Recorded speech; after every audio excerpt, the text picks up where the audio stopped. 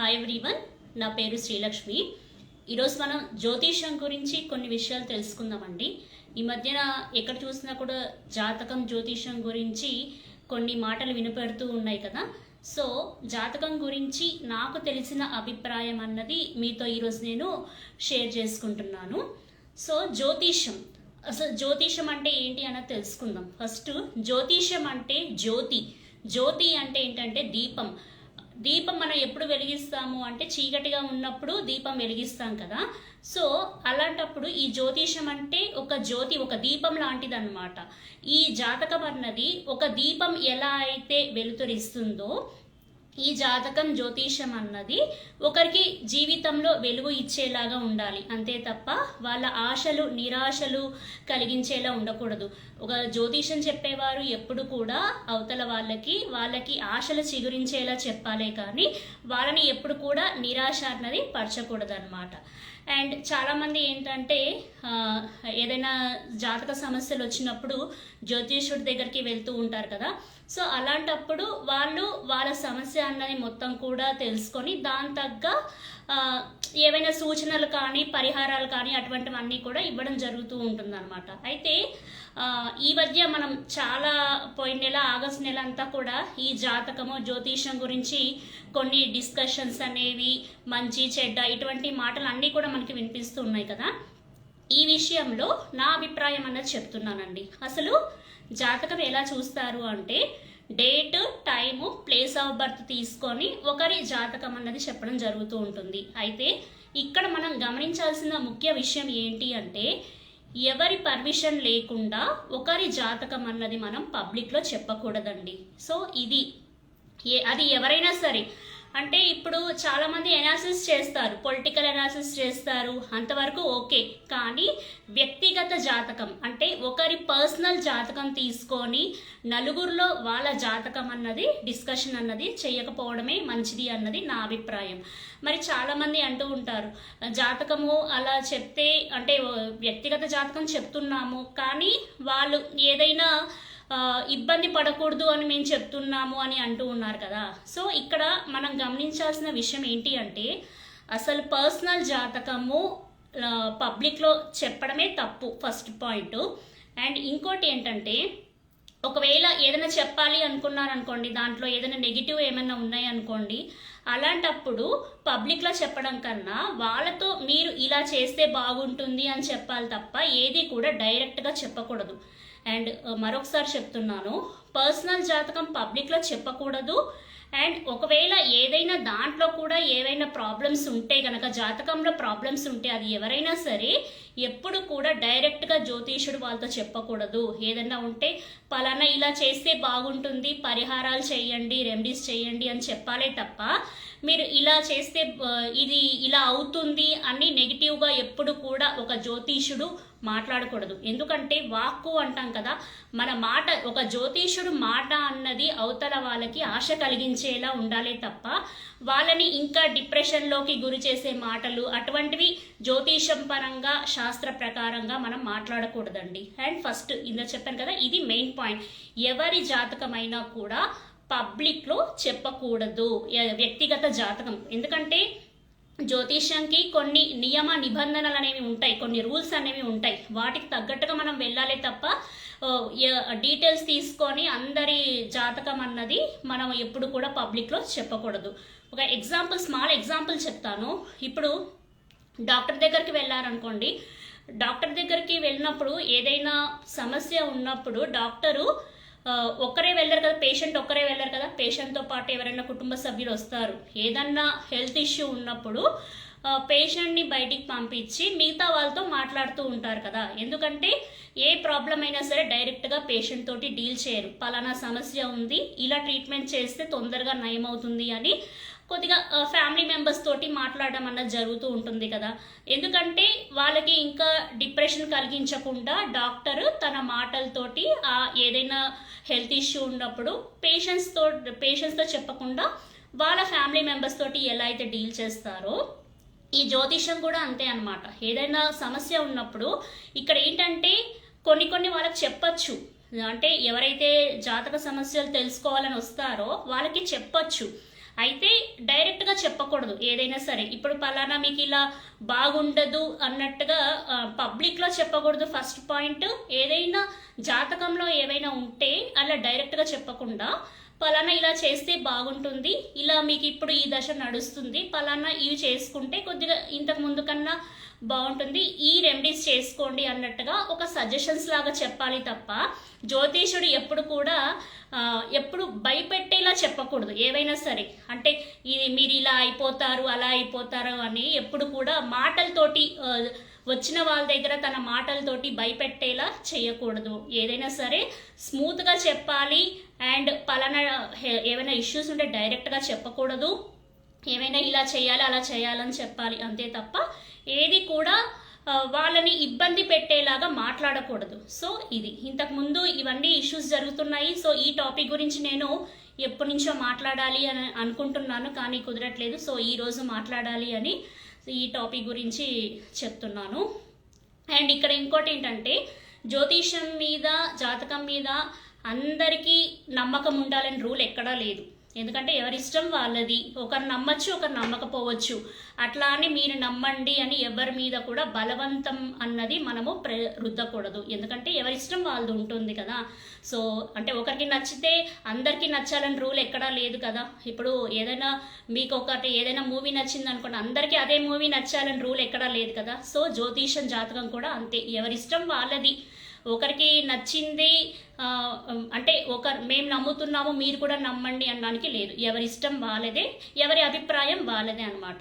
And ఇంకోటి ఏంటంటే, and జ్యోతిష్యము ఇందాక చెప్పినట్లు నలుగురిలో వ్యక్తిగత జాతకం అన్నది డిస్కషన్ చేయకూడదు. అది ఎందుకంటే ఇందాక చెప్పాను, ఒకరి మనోభావాలు అనేవి దెబ్బతింటూ ఉంటాయి. అది సంతోషమైనా పర్వాలేదు, అసలు పర్సనల్ జాతకం నలుగురిలో చెప్పకపోవడమే మంచిది అన్నది నా అభిప్రాయం. ఎందుకంటే ఒక ఎగ్జాంపుల్ చెప్తాను. ఇప్పుడు ఎవరిదన్నా పర్సనల్ డీటెయిల్స్ తీసుకొని మీరు జాతకం చెప్తున్నారనుకోండి పబ్లిక్లో, సపోజ్ సంతోషకరమైన వార్త చెప్తున్నారు, అది ఏమవుతుంది అంటే ఆ సంతోషకరమైన వార్త కాస్త అందరి దృష్టికి వెళ్ళి అది దిష్టి తగులుతుంది. ఆ దిష్టి వల్ల కూడా కొన్ని సమస్యలు అనేవి వస్తాయి. దానివల్ల కూడా అంటే సంతోషం కలిగినా కూడా దిష్టి వల్ల కూడా కొన్ని సమస్యలు వస్తూ ఉంటాయి. సో ఎక్కువ సంతోషమైన వార్తలు కూడా నలుగురిలో, ముఖ్యంగా జాతక పరంగా నేను చెప్తున్నాను, మాట్లాడకపోవడమే మంచిది. అండ్ ఇక్కడ జాతకంలో ఏమైనా దోషాలు ఏవైనా ఉన్నప్పుడు పబ్లిక్లో చెప్పకూడదు. ఎందుకంటే ఒకరు ఇబ్బంది పడతారు అని కనీస జ్ఞానం అన్నది మనకి తెలిసి ఉండాలి. ఎందుకంటే ఇప్పుడు ఎవరైనా సరే మీరు ఇలా అయిపోతారు అలా అయిపోతారని మనం నలుగురిలో చెప్పినప్పుడు అవతల వాళ్ళు ఎంత ఇబ్బంది పడతారు అని మనం ఒక్క క్షణం ఆలోచించాలి.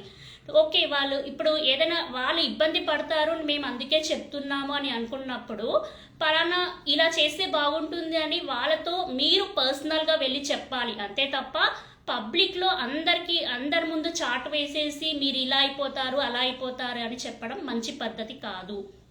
ఎందుకంటే ఇప్పుడు మనోభావాలు అనేవి, బాధ అన్నది ఎవరికన్నా అందరికీ ఒకేలాగా ఉంటుంది. సామాన్యులకు ఒకలాగా అండ్ తర్వాత సెలబ్రిటీస్కి ఒకలాగా అలా ఉండదు కదా. ఎవరి బాధ అయినా బాధే. ఇప్పుడు ఏదైనా సరే ఇంట్లో మన పెద్దవాళ్ళు అంటారు, ఏదైనా ఇంట్లో శుభకార్యం జరుగుతున్నప్పుడు ఏదైనా మంచి మాటలు మాట్లాడమంటారు, అంతే తప్ప శుభకార్యం జరిగేటప్పుడు ఏవైనా అశుభ మాటలు అనేవి మాట్లాడకూడదు అని చెప్తూ ఉంటారు కదా పెద్దవాళ్ళు.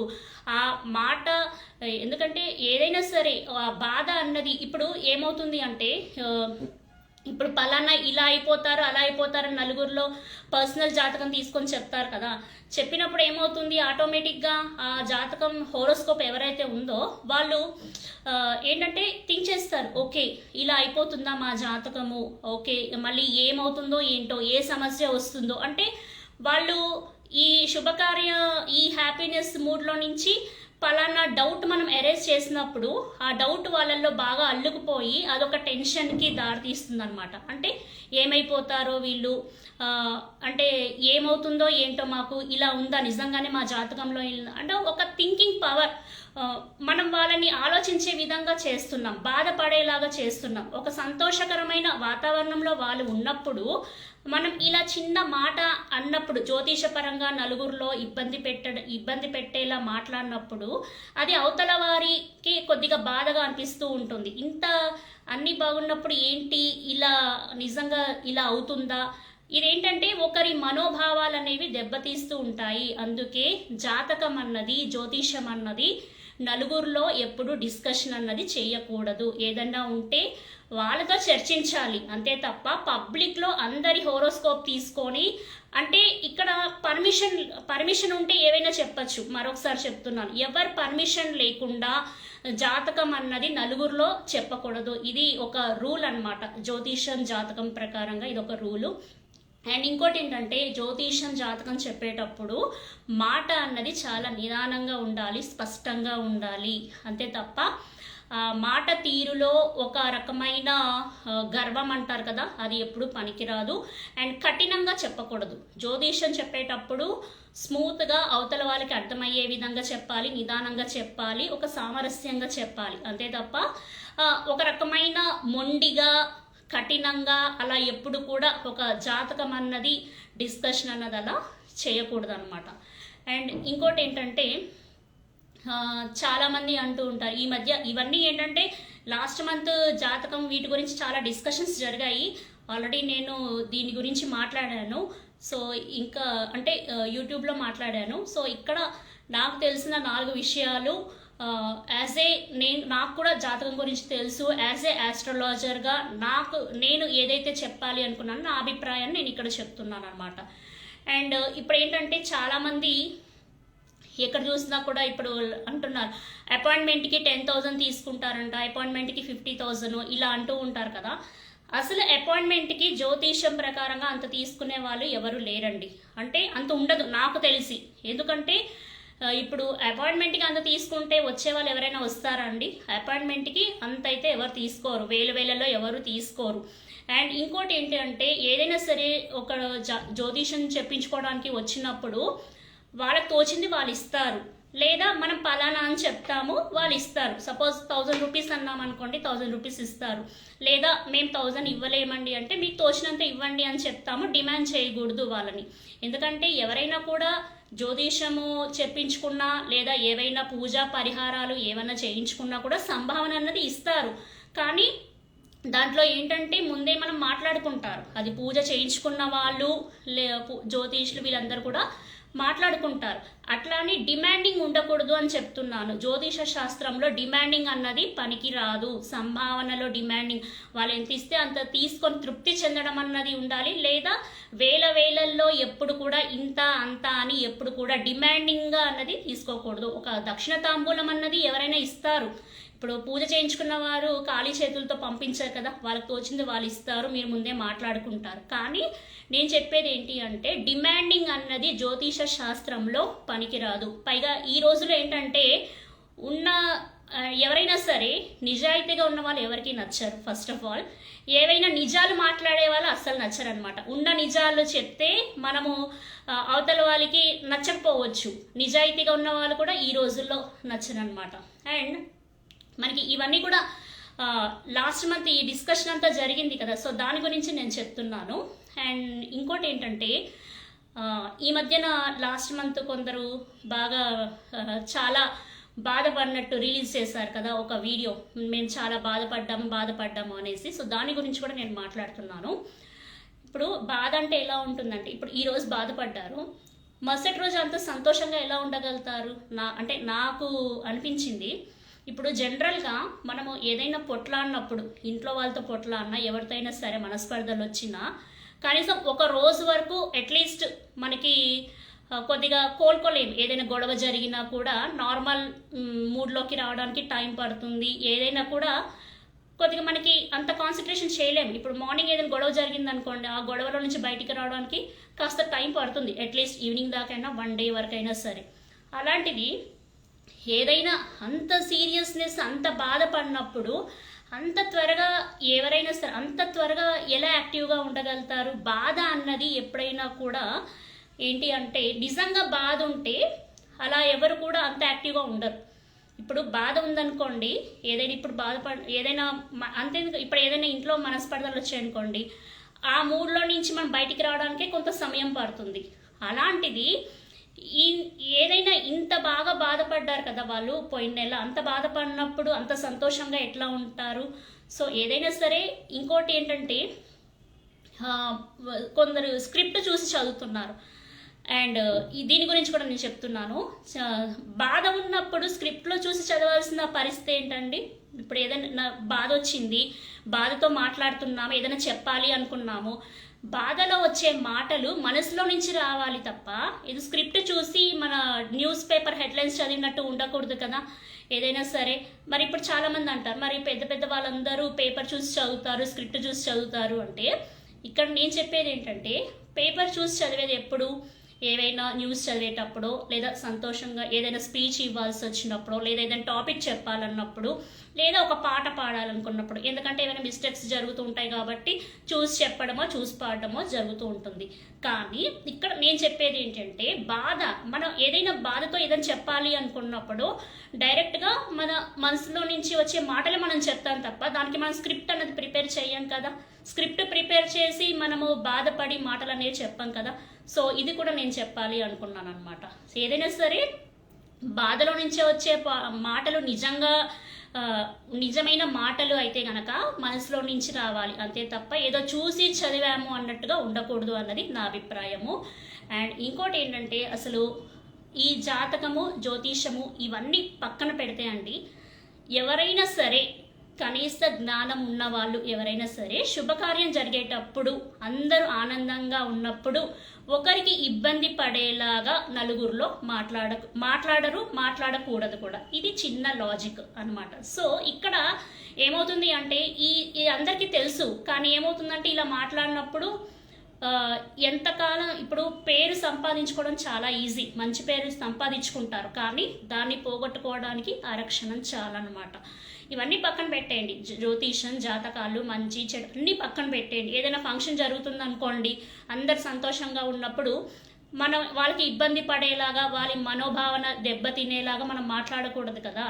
సో ఇక్కడే తెలిసిపోతుంది. అంటే ఇది కనీస లోక జ్ఞానం అంటారు కదా, లోక జ్ఞానం ఎంత ఉంది అన్నది మనకి ఇక్కడే తెలిసిపోతూ ఉంటుంది. ఇది ఎవరు అడిగినా చెప్తారనమాట. ఇది common sense, minimum common sense అని అంటాము. సో పబ్లిక్లో అందరూ అందరు శుభకార్యం చేసుకుంటున్నప్పుడు పబ్లిక్లో ఇటువంటివి జాతకం, జ్యోతిషం గురించి చెడుగా మాట్లాడకూడదు. ఏదైనా ఉంటే వాళ్ళతో చర్చించాలి అంతే తప్ప జాతకం గురించి, జ్యోతిషం గురించి నలుగురిలో దీని గురించి డిస్కషన్ చేయడం అన్నది మంచిది కాదు. అసలు జ్యోతిషం అన్నది వ్యక్తిగత జాతకం, పర్సనల్ జాతకం. ఒకరి డీటెయిల్స్ తీసుకొని అందరికీ అంటే పబ్లిక్లో చెప్పడం అన్నది అసలు కొన్ని రూల్స్ అండ్ రెగ్యులేషన్స్ ఈ జాతకం, జ్యోతిషం రూల్స్లోనే లేదనమాట. వాళ్ళు పర్మిషన్ ఇస్తే మనం చెప్పాలి అంతే తప్ప వాళ్ళ పర్మిషన్ లేకుండా ఒకరి హోరోస్కోప్ అన్నది అది పబ్లిక్లో మనం డిస్కషన్ చేయడం అన్నది మంచిది కాదు అన్నది నా అభిప్రాయం అనమాట. అండ్ ఇంకోటి ఏంటంటే ఈ జ్యోతిషం అనేది ఎలా ఉంటుంది అంటే నెవర్ ఎండింగ్ సబ్జెక్ట్. మనం ఎంత నేర్చుకున్నా కూడా దీనికి ఒక ఎండింగ్ అనేది ఉండదు. ఇప్పుడు ఒకరికి తెలిసింది ఇంకొకరికి తెలియకపోవచ్చు. అట్లా ఏంటంటే ఇప్పుడు నాకు కొద్దిగా సబ్జెక్ట్ తెలిసి ఉండొచ్చు, ఇంకొకరికి ఇంకొద్దిగా తెలిసి ఉండొచ్చు, వాళ్ళకి తెలిసింది నాకు తెలియకపోవచ్చు. అంటే ఈ ఆస్ట్రాలజీ సబ్జెక్ట్ అన్నది క్యాలిక్యులేషన్ మెథడ్ ఒకటే, కానీ దాన్ని అనాలిసిస్ చేయడం అన్నది ఒక్కొక్కరు ఒక్కొక్క విధంగా చేస్తూ ఉంటారు. ఎంత వచ్చినా కూడా మనకి ఇది రానట్టే అనిపిస్తూ ఉంటుంది అనమాట. సబ్జెక్ట్ ఇంకా నేర్చుకోవాల్సింది చాలా ఉంది అనేలాగా అనిపించేది ఈ ఆస్ట్రాలజీ సబ్జెక్ట్ అనమాట. ఒక్కొక్కరు ఒక్కొక్కలాగా వివరిస్తూ ఉంటారు. అండ్ ఒకవేళ ఏదైనా సరే జ్యోతిషము ఏదైనా పొరపాటు అనాలిసిస్ చేయడంలో ఏదైనా మిస్టేక్ అయిందనుకోండి, ఇక్కడ మనం కంప్లీట్గా జ్యోతిషాన్ని మనం తప్పు పట్టలేము. ఎందుకంటే జ్యోతిషం సబ్జెక్ట్ అన్నది కరెక్టే, కానీ అనాలిసిస్ చేయడంలో ఏదైనా పొరపాటు జరిగింది అని మనం అర్థం చేసుకోవాలి.